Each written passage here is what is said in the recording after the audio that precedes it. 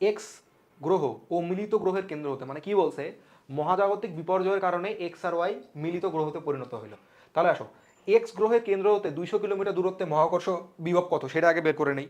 ঠিক আছে, তাহলে আমরা বললাম হচ্ছে জাস্ট ভি এক্স বলে দিলাম। ভি এক্স ইকুয়াল টু, দেখো তার নিজের ব্যাসার্ধ কত, নিজের ব্যাসার্ধ হচ্ছে এক্স গ্রহের ব্যাসার্ধ 6400, তার মানে 2000 তার জন্য ইনসাইড, 2000 তার জন্য অবভিয়াসলি কি পয়েন্ট হবে, ইনসাইড পয়েন্ট। ইনসাইড, আর ইনসাইড পয়েন্টের জন্য কি বের করতে হয় বলো তো, minus G M X by twice R X cube divided এইখানে into thrice R X square minus হচ্ছে আর স্কোয়ার। ঠিক আছে, এখানে আর এক্সটা কত, 6400 ইন্টু 10 কিউব মিটার, আর আর হচ্ছে 2000 ইন্টু 10 কিউব মিটার, আর এম এক্স তোমার কাছে দেওয়া আছে। এম এক্স কত, এম এক্স হচ্ছে 6 ইন্টু 10⁻24 কেজি। তাহলে এই মানগুলো বসালে ভিএক্স এর মান কিন্তু বের হয়ে আসবে। এরপরের কনসেপ্টটা বেশি ইম্পর্টেন্ট, মহাজাগতিক বিপর্যয়ের কারণে এক্স আর ওয়াই মিলিত হয়ে গেল। তাহলে মিলিত হয়ে যখন বড় গোলকে পরিণত হবে তখন কি হবে বলতো, দুইটার আয়তনের সমান হবে আরেকটার আয়তন।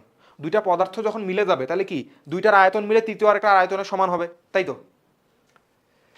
তাহলে এখানে আমরা বলতে পারি যে volume new equal to volume X volume Y, শুধু ভি এক্স ভি ওয়াই দেয় নেই, কারণ ভি দিয়ে আবার পোটেনশিয়াল বোঝাচ্ছি আমরা। ঠিক আছে, তাহলে ভলিউম নিউ যেহেতু গোলক, তাহলে 4/3 into pi R new cube equal to volume X 4/3 pi R X cube plus 4/3 pi R Y cube. তাহলে আর নিউটা কত আসে দেখো তো, আর নিউ চলে আসবে তোমার আর এক্স কিউব প্লাস আর ওয়াই কিউব, এর পাওয়ার হচ্ছে 1/3, কারণ এই 3টা ওইদিকে নিয়ে গেছি। তাহলে এখন এই দুইটাই তোমার জানা আছে, আর নিউ বের হয়ে গেছে। এটা কত, এটা হচ্ছে 6400 ইন্টু 10 কিউব মিটার, আর এই মানটা কত তোমার হচ্ছে 1600 কিলোমিটার, তার মানে 1600 ইন্টু 10 কিউব মিটার হয়ে গেছে।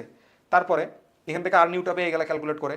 এরপরে এম নিউ, এম নিউ কী হবে, দুইটার ভরের যোগফল এম ওয়াই। ঠিক আছে,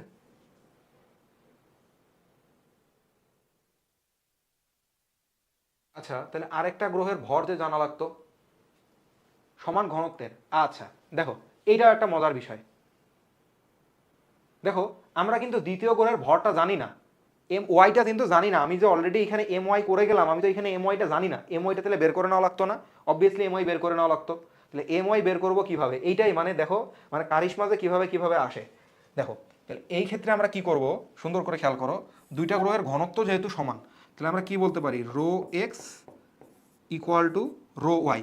রো মানে কি, তাহলে M X by 4/3 pi R X cube equal to M Y by 4/3 pi R Y cube.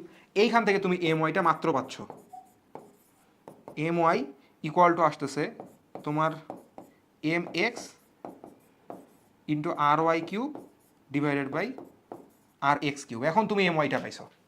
ঠিক আছে, তাহলে এম ওয়াইটা এখন তুমি পাইলা।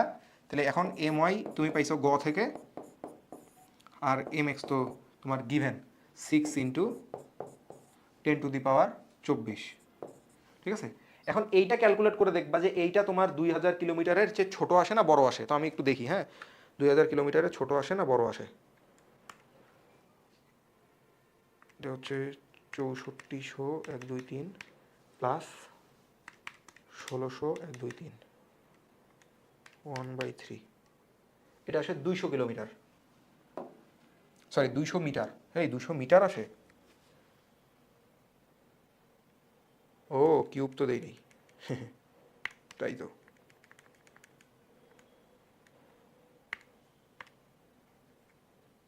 এটা আসে হচ্ছে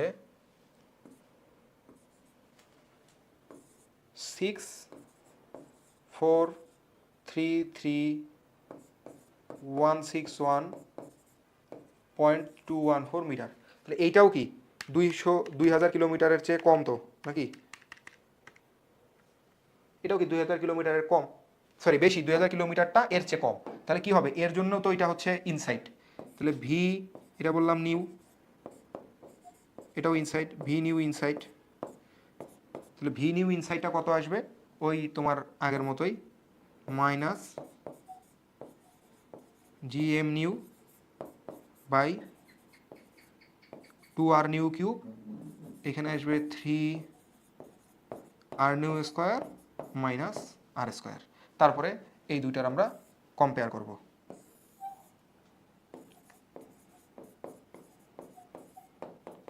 কম্পেয়ার, ঠিক আছে।